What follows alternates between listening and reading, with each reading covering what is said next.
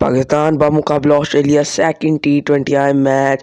यहाँ पे कितने बजे होगा, कब होगा और किस जगह पे होगा, तमाम तफसीलात आपके साथ आज की इसी वीडियो में शेयर करने जा रहा हूँ। उससे पहले अगर आप हमारे चैनल पर नए हैं, चैनल को सब्सक्राइब कर दें, वीडियो को लाइक कर दें और यहाँ पे प्यारा सा कमेंट कर दें पाकिस्तानी टीम के लिए। यहाँ पे आपको बताता हुआ चलूँ कि मैच कब होगा। ये मैच होने वाला है दोपहर के 1 बजे ये मैच शुरू होगा। मतलब दोपहर के 1 बजे यहाँ पे टॉस होगा और यहाँ पे 1:30 बजे ये मैच खेला जाने वाला है।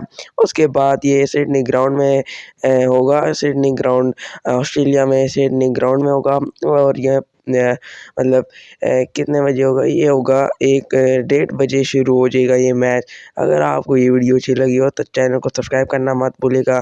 यहाँ पे अगर आपको लाइव मैच देखना है तो यहाँ पे आपको चैनल सब्सक्राइब कर लें। इसी चैनल पे आपको लाइव मैच के रिलेटेड सारी इन्फॉर्मेशन आ जाएगी।